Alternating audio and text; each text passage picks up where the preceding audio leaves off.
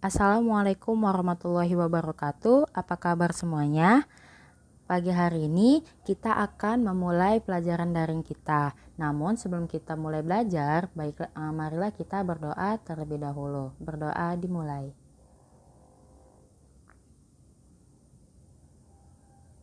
Berdoa selesai. Nah, di pagi kali ini kita akan memulai pelajaran kita yang berjudul suhu dan kalor. Nah, di dalam tema 6 subtema 1 pembelajaran 1 ini yang berjudul suhu dan kalor terdapat muatan IPA dan bahasa Indonesia. Nah, sebelum kita mulai, coba kamu perhatikan persamaan ketiga gambar berikut. Ayo amati dan perhatikan ketiga gambar yang sudah disajikan. Carilah persamaan dari ketiga gambar tersebut. Apakah sudah ada yang menemukannya? Nah, dari ketiga gambar tersebut adalah sama-sama menikmati sinar matahari atau sedang menikmati manfaat dari panas cahaya matahari dan manfaat dari energi panas. Nah, beragam aktivitas manusia berhubung dengan energi panas atau kalor. Pertanyaannya, apakah itu kalor? Nah, panas atau kalor adalah energi yang berpindah akibat perbedaan suhu. Sumber energi panas adalah benda yang dapat menghasilkan energi panas.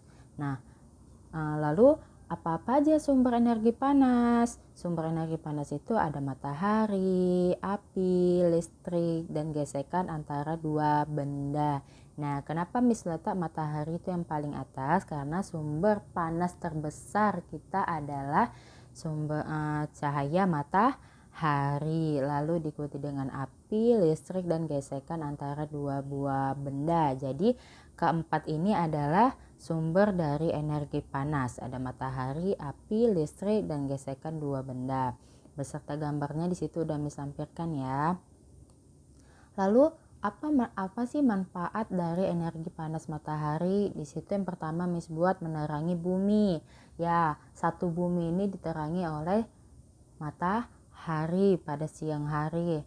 Lalu membuat terjadinya siang dan malam, dari pagi hingga malam itu karena adanya cahaya matahari terjadi pergantian siang ke malam.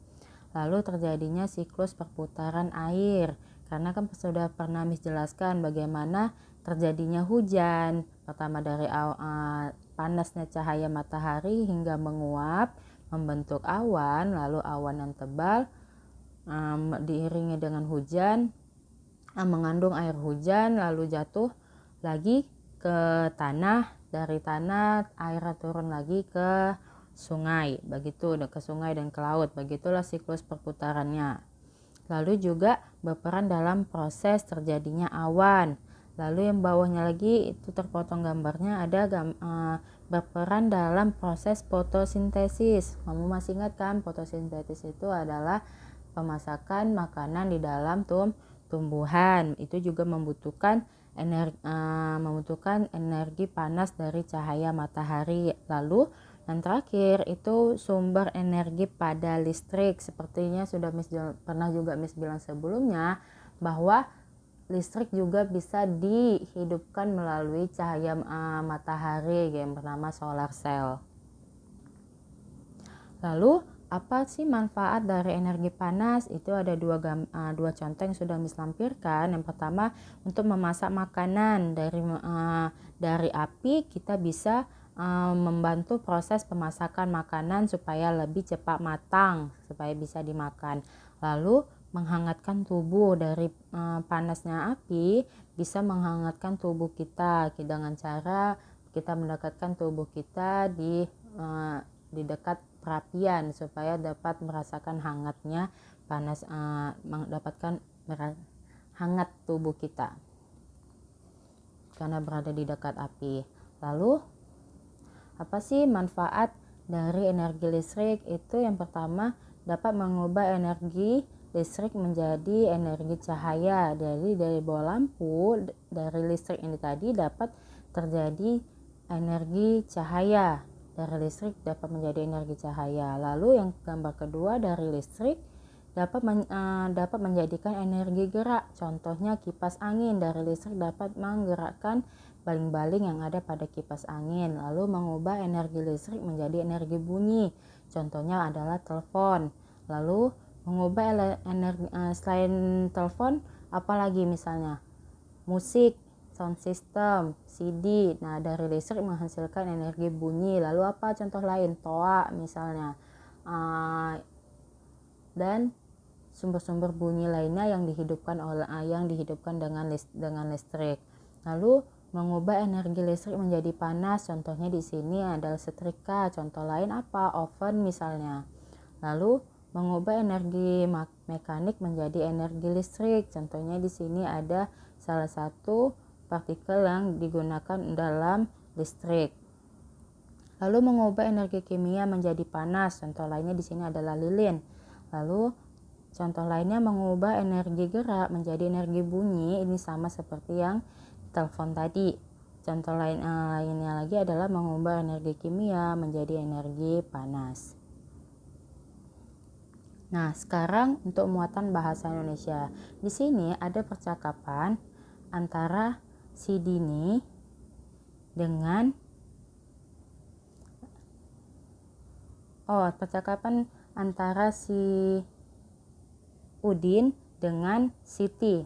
Nah, jadi di sini si Dini berkata, "Saya pernah melihat gambar di buku tentang bagaimana orang-orang dahulu menggunakan 2 buah batu untuk menghasilkan api. Kelihatannya sulit sekali untuk mendapatkan api ya." Ya, saya juga pernah melihatnya Siti, tapi aku melihatnya di sebuah majalah anak-anak. Beruntung kita dapat membaca ya Siti, ada banyak media cetak yang berisi informasi penting yang dapat menambah pengetahuan kita. Betul Udin, membaca kegiatan kegemaranku. Kita beruntung tidak hanya mudah mendapatkan informasi, tapi juga tidak perlu repot-repot mendapatkan api sebagai sumber panas untuk kegiatan kita sehari-hari.